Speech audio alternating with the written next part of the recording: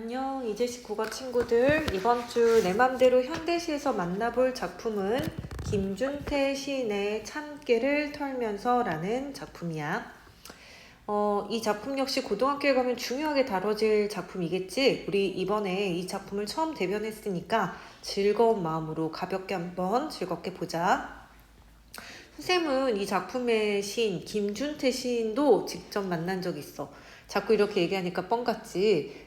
근데 사실 나도 너무 신기해. 이렇게 이 연속으로 나이덕 시인에 이어서 선생님이 여러 번 뵌 적이 있었던 김준태 시인의 작품까지도 우리가 같이 보게 돼서 너무 좀 신기하고 재밌는데, 사실 선생님이 뵌 지가 10년이 넘었으니까 이분은 이미 할아버지가 되어 계실 거야. 이 시인도 평생 시를 쓰신 분이고 농사일을 실제로 하신 적은 없거든. 근데 쌤 기억에 김준태 시인은 되게 키도 크고 건장한 농부 같은 모습이었어. 실제로 농민에 관한 시도 많이 쓰셨고, 이분의 출생지가 땅끝이야. 땅끝이 어딘지 알지? 우리 지난번에 나이덕 시인의 땅끝 같이 봤잖아. 전라남도 해남 출신이셔. 자, 오늘도 쌤 기억 속에 있는 그 시인을 소환하면서 작품의 분석을 한번 시작해 볼게. 자, 일단은 이 시의 제목부터 한번 확인을 하자. 방금 전에 선생님이 땅끝이란 작품을 이야기했잖아. 그 작품에서 보면 화자가 땅끝에 서 있었던 것처럼 오늘의 제목은 참깨를 털면서야. 시적 화자가 어떤 상황에서 말하려고 하는지 아주 중요한 힌트를 사실 이 제목에서 주고 있거든. 우리가 시를 볼 때 앞으로는 우리 친구들 제목을 조금 더 유심히 봤으면 좋겠어. 시적 화자가 어떤 상황에서 무엇을 이야기하려고 하는지 제목이 굉장히 많이 그것을 담고 있거든. 만약에 우리가 시인이라면 제목을 아무 생각 없이 지을까? 절대 아니겠지. 그렇기 때문에 시에서의 제목이라고 하는 것은 시인이 강조하려고 하는 주제라든지 또는 상황이라든지 또는 이 시를 쓰게 된 모티프라든지 이런 것들과 관련이 있기 때문에 앞으로 주제를 조금 더 유심히 봤으면 좋겠어. 그렇게 했을 때 우리 친구들이 좀 더 주제에 가까운 시 해석이 가능해. 자, 그러면 지금부터 시의 화자가 참깨를 털면서 무슨 생각을 했고 또 무엇을 느꼈는지 한번 살펴보도록 할게. 일행을 한번 보자. 산 그늘 내린 밭 귀퉁이에서 할머니와 참깨를 턴다 라고 했어. 참깨를 우리가 보통 수확을 하는 계절이 언제냐면 절기상으로는 보통 처서거든. 처서가 언제냐면 우리 친구들 아마 처음 들어봤을 수도 있는데 처서가 되면은 모기의 입이 삐뚤어진다고 해. 그래서 더 이상 모기가 물기가 힘들어진다. 즉 서늘해지고 가을이 되려고 하는 무렵을 처서라고 하는데 이 처서에 보통 참깨를 수확하고 털게 되거든. 그렇기 때문에 시적 화자는 지금 초가을쯤이고 산 그늘이 내린 밭이라고 했잖아. 이거는 이제 해가 저물고 있다라는 뜻이야. 그래서 산 그늘이 내린 밭 귀퉁이에서 시간과 공간의 배경이 나와 있고 누구와? 바로 할머니와 참깨를 털고 있어. 자, 할머니를 왜 삶의 연륜을 통해 지혜를 얻은 인물이라고 하는지는 선생님이 조금 이따 마지막에 한 번 더 정리를 할게. 자, 일단 일행에서 보니까 할머니와 밭 귀퉁이에서 참깨를 털고 있다라고 했거든. 만약에 이 참깨를 수확하는 철이 놓치면 참깨 알맹이들이 우두두둑 땅으로 쏟아져 버리거든. 그렇기 때문에 사실은 요거를 수확해서 터는 이 시기도 매우 중요해. 자, 어쨌든 일행에서는 시간과 공간과 그리고 분위기가 제시가 되어 있었어. 일행 할머니와 함께 참깨를 터. 자, 이제 2행부터 살펴볼 건데, 자, 2행부터 11행까지는 한번 쭉 한번 살펴보도록 할게. 보아하니 할머니는 슬슬 막대기질을 하고 있지만, 자, 참깨를 털면서 할머니는 막대기질을 슬슬 하고 계셔.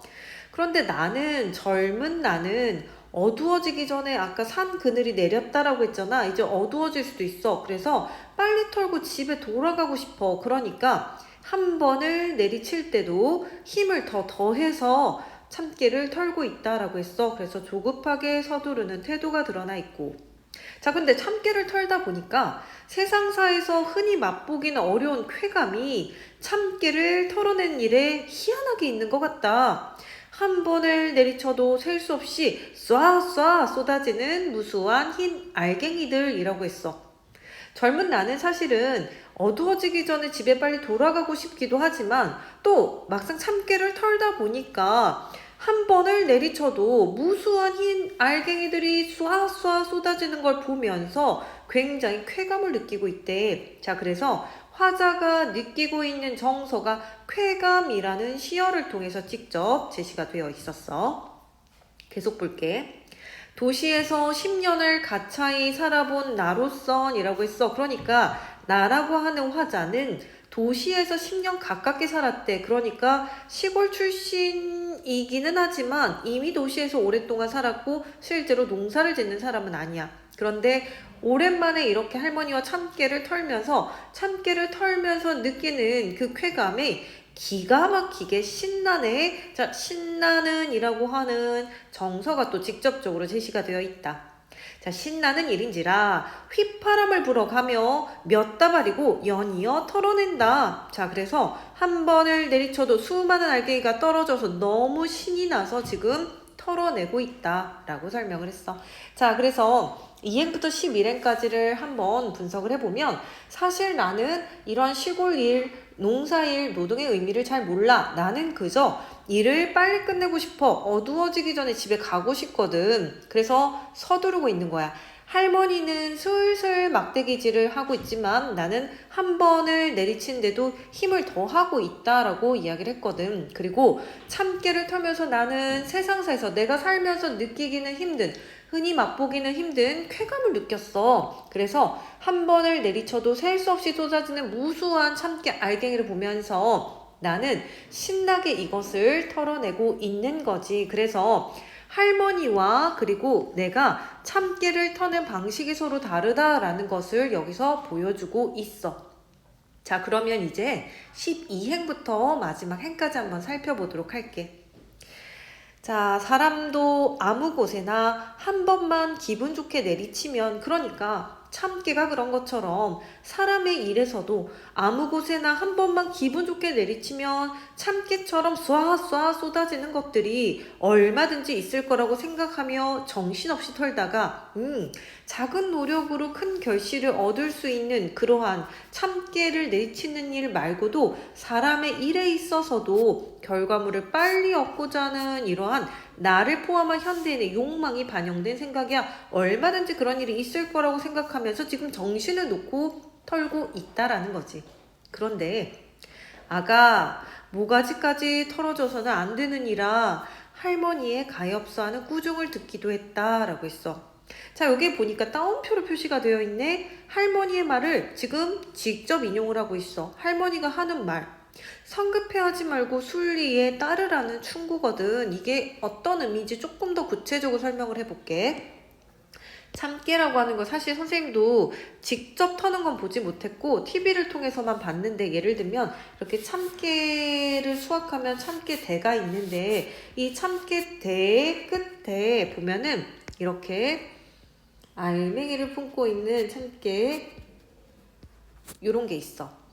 그러니까 참깨를 만약에 털 때 사실은 적당하게 어디를 때려서, 자, 요 부분 대만 살살 슬슬 털어서 여기에 맺혀 있는, 그러니까 지금 참깨가 여기 안에 있는 거야. 여기에 맺혀 있는 참깨 알만 떨어져서 나오게 해야 되는데 지금 나처럼 너무 힘껏 내리치면 어떻게 된다? 바로 요 모가지가 다 떨어져 나가 버리는 거야. 그렇게 되면 모가지 채로 떨어져 나가기 때문에 여기에 있는 소중한 참깨 알을 버리게 되는 거지. 그러니까 할머니의 꾸중은 뭐냐면 성급하게 급하게 일을 처리하다 보면은 이렇게 모가지채 떨어져 나가는 것처럼 그 일을 망칠 수 있다라는 의미로 볼 수 있어.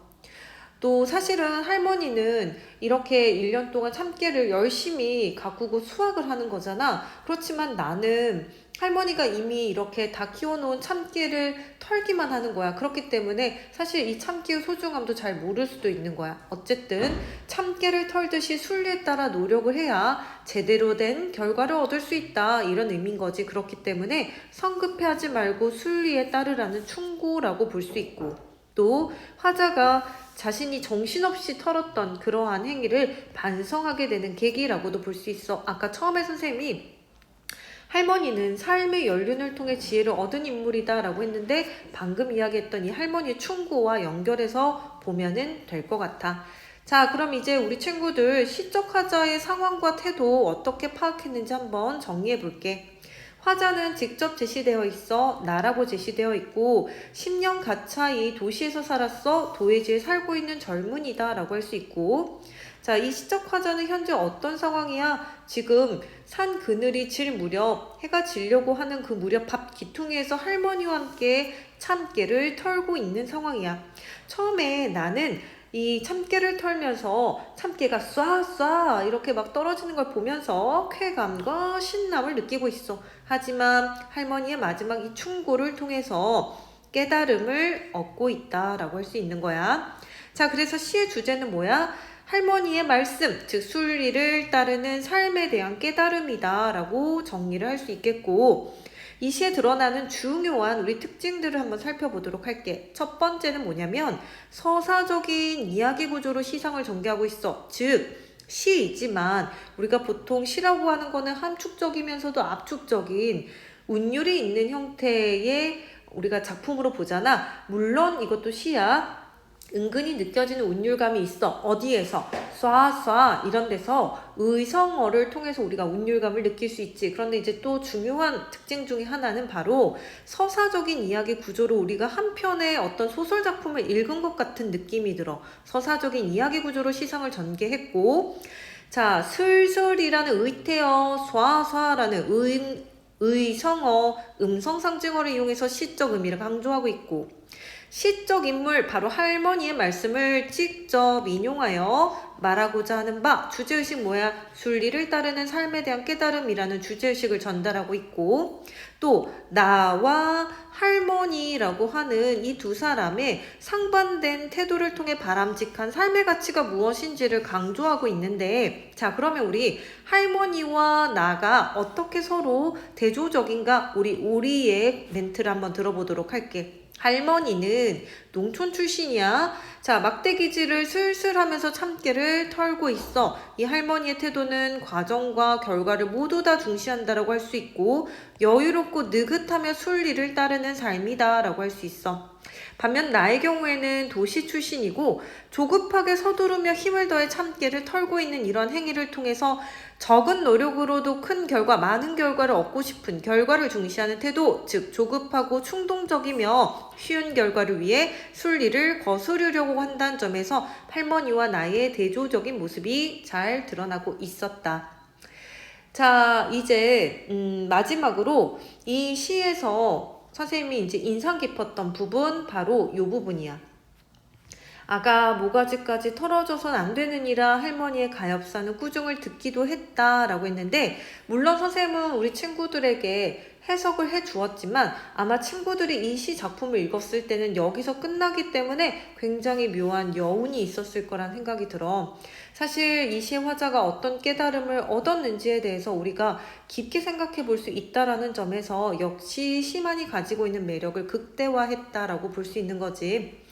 자, 우리 친구들은 이번 주에 한번 각자의 경험을 바탕으로 얻은 깨달음으로 시를 쓰면 어떨까? 수업 시간에 쌤이 조금 더 자세히 이야기할게. 그러면 다음 주에 만나자.